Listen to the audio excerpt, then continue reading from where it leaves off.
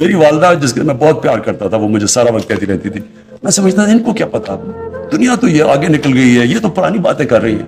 میں تو یہ اندر سے ان کے سامنے والد صاحب کے ساتھ جمعے کی نماز میں بھی چلا جاتا تھا، یہ نہیں پتا کہ نماز میں پڑھ کے رہا ہوں، کہ مانگ رہا ہوں سیدھا راستہ اور لگا ہوں دوسرے راستے پہ. اس لیے میں چاہتا ہوں کہ ہمارے بچوں کو یہ نہ ہو. میں چاہتا ہوں کہ جو ہمارا یوتھ ہے، جو ہماری فیوچر ہے، میں چاہتا ہوں کہ میری نوجوانوں کو سب کو پتا ہو کہ ہم ہیں کیا، یہ کیوں ملک بنا تھا. جو دنیا کا تاریخ کا سب سے عظیم لیڈر نہ کبھی آیا نہ کبھی آ سکتا ہے، جس کو اللہ کہہ رہا ہے اپنا رول ماڈل بناؤ، تو آپ اس کو رول ماڈل تب بنائیں گے آپ کو پتا تو چلے کہ رول ماڈل کی صفتیں کیا تھی. آپ جب تک ان کو یہی نہیں بتائیں گے کہ وہ کیسے اٹھا کے انہوں نے ٹوٹے پھوٹے اربوں کو دنیا کی امامت کروا دی، تو لوگوں پتا تو چلے لوگوں کو کہ وہ کیا صفتیں تھی. ہماری یونیورسٹیز میں، سکولز میں کبھی بھی جب تک ہم ان کو صحیح معنی میں اپنے نبی صلی اللہ علیہ وسلم سے عشق کرانے، ہم عشق کرتے ہیں نا، لیکن ان کی جب تک ہم بتائیں گے نہیں، لیڈر ہی نہیں بن سکتے کہ ان سے بڑا لیڈر آیا ہی نہیں. وہ کیسا لیڈر تھا جس کو دیکھ کے سارے لیڈر بن گئے. ایک کتاب ہے دی عرب کانکویسٹ، انگریز نے لکھی ہوئی ہے. وہ اس کتاب کے اندر بتاتا ہے کہ جو جنرل بنتا تھا وہ جا کے وہ کام کرتا تھا، یعنی کوئی سوچ ہی نہیں سکتا تھا، کسی کا نام بھی نہیں ہوتا تھا جا کے بڑا. یہ سوچ لیں کہ دنیا کی تاریخ کا خالد بن ولید شاید ہی دنیا کی تاریخ میں اتنا بڑا کوئی جنرل آیا ہو. وہ کبھی جنگ ہی نہیں ہارے تھے. حضرت عمر ان کو کہتے تھے کہ نہیں تم چھوڑو کسی اور کو میں کمانڈ دینے لگا. تو یہ اتنے زیادہ عظیم لوگ کیسے بن گئے؟ اس کے اوپر تو ریسرچ کریں، بتائیں تو صحیح کہ وہ کیا صفتیں تھی، ہمارے نبی کی کیا صفتیں تھی کہ انہوں نے ساروں کو لیڈر بنا دیا. تو ہمیں تو سب سے بڑا مسئلہ پاکستان میں لیڈرشپ کرائسس ہے. ہمیں تو لیڈر ہی نہیں ملتے. اب جو پاکستان سے ہوا ہے یہ لیڈرشپ کی وجہ سے یہاں پہنچے. تو ان کی جب ہم بچوں کو، نوجوانوں کو، ان کو آگے سے جب، اور یہ تو ہم دھوم دھام سے مچائیں گے، اور میں اپنے سارے ایم این ایز کو، سارے منسٹرز کو کہہ رہا ہوں کہ اس ہفتے میں آپ نے پوری طرح شرکت کرنی ہے، حصہ لینا ہے. ایک ایسا ربیع الاول بنانا ہے جو کبھی پاکستان کی تاریخ میں نہیں بنا. یہ تو دوسری ہے فحاشی. اب دیکھیں یہ جب انسان فحاشی کی بات کرتا ہے تو یہاں ایک طبقہ ہے کہتا وہ اپنے آپ کو لبرل ہے، وہ شور مچا دیتا ہے کہ جی دیکھیں بہت بڑا ظلم ہو گیا، یہ کیا باتیں کر رہے ہیں، یہ پتہ نہیں ہمیں پیچھے لے کے جا رہے ہیں، کس طرح کی باتیں کر رہے ہیں، اور وہ کہتے ہیں اپنے آپ کو لبرل ہے. دیکھو میں 18 سال کی عمر میں جب وہاں گیا تو میں پھر سے آپ کو بتاؤں کہ انگلینڈ میں اس وقت ایک بڑی تبدیلی آ رہی تھی. ایک sex, drugs and rock and roll revolution تھی جو آ رہی تھی، اور وہ اس نے ان کا سارا معاشرہ تبدیل کر رہا تھا. تو میں اپنے یہ جو لوگ ہیں یہاں، کیونکہ یہ مغربی معاشرے کو جانتے نہیں ہیں، میں وہ آدمی ہوں جو اندر رہ چکا ہوں، جس کو اپنایا، جس کی بچے بھی وہاں ہیں، میں اس کو اندر باہر سے جانتا ہوں. اور میں نے اپنی آنکھوں کے سامنے اس معاشرے کے اندر چینج آتے دیکھا. وہ کیا چینج تھا؟ جب آپ معاشرے میں جو sex, drugs and rock and roll کا مطلب کہ انہوں نے فحاشی عام کر دی. پہلے فلمز ہوتی تھی ایڈلٹ اونلی، وہ آہستہ آہستہ ان فلموں کے اندر وہ چیزیں آنی شروع ہو گئی جو پہلے نہیں آتی تھی. جیسے اس میں وہ جو انگلینڈ کا جیسے سوسائٹی پرمیسو ہوتی گئی، فحاشی بڑھتی گئی، اس کا ڈائریکٹ امپیکٹ پڑا ان کے فیملی سسٹم کے اوپر، خاندانی نظام کے اوپر ڈائریکٹ. جب کوئی وجہ ہے نا، میں یہ چاہتا ہوں کہ ہمارے ملک میں ریسرچ کیوں نہیں ہوئی ابھی تک، کیوں نہیں ہمارے اسکالرز نے بیٹھ کے دیکھا کہ کیوں یہ پردے کا کانسیپٹ ہے کیا؟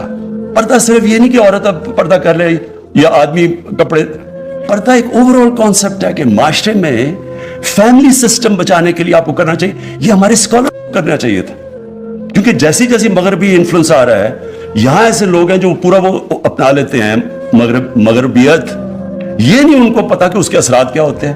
ہمارے یہاں اسکالرشپ ہونی چاہیے تھی جو بتائے کہ اس کے اثرات کیا ہے. ڈائریکٹ امپیکٹ ہماری آنکھوں کے سامنے 14 شادیوں میں صرف ایک طلاق ہوتی تھی جب میں گیا 1971 میں، اور دیکھتے دیکھتے آج 70% شادیاں ہوتی ہیں طلاقوں کے اندر. اور کیونکہ میں نے دیکھا ہوا ہے کہ طلاق کی کیا بربادی آتی ہے بچوں کے اوپر. میرے بچے، ہماری جو طلاق ہوئی، میں نے خود دیکھا کہ کتنا اس سے بڑا عذاب کچھ نہیں ہوتا.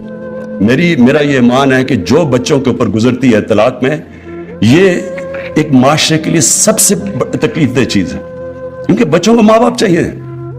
تو جب ایک خاندانی نظام ہمارے سامنے ان کا ٹوٹتا گیا, ہم وہی کلچر جب اپنا رہے ہیں, ہم یہ کیسے سمجھتے ہیں کہ اس کا اثر یہاں نہیں ہوگا؟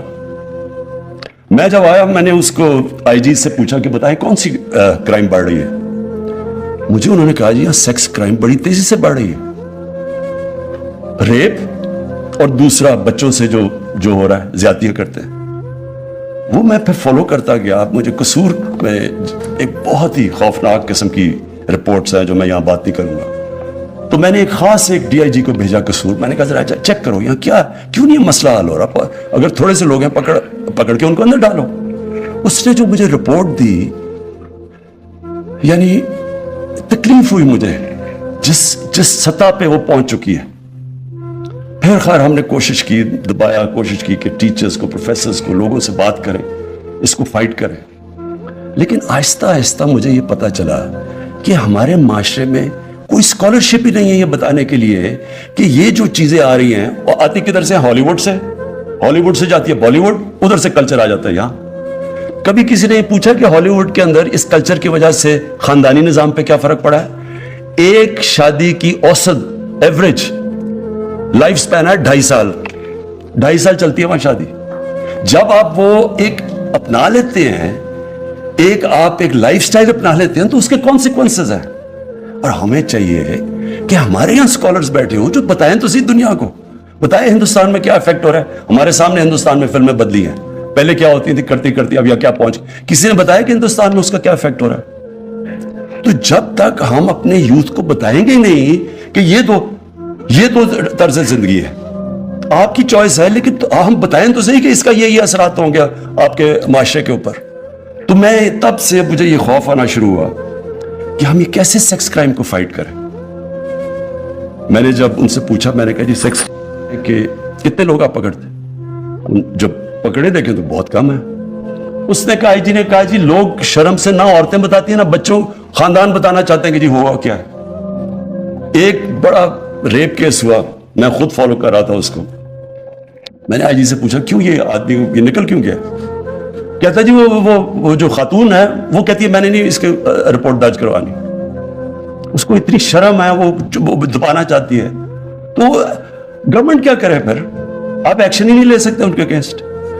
تو کرپشن, اس سے بھی معاشرہ لڑتا ہے, قانون سے نہیں آپ لڑ سکتے. اور یہ جو سیکس کرائم پھیلتی جا رہی ہے, یہ معاشرہ اس کا مقابلہ کرتا ہے. اس پہ سارے معاشرے کو فیصلہ کرنا پڑتا ہے. اور اس کے اندر ہماری اسکالرز کی, ہمارے عالم کی بہت بڑی اب ذمہ داری آ گئی ہے.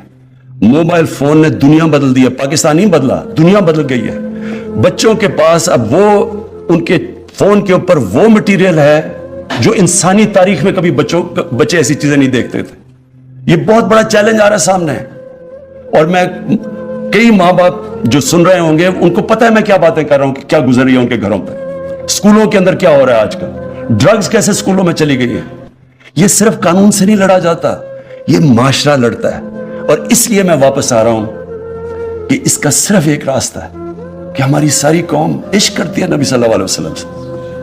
ہم عشق کرتے ہیں ان سے, لیکن ان کی زندگی کی جو حکم ہے قرآن میں کہ ان کی سنت اپنی زندگی کے اوپر لاگو کرو, وہ تو کریں.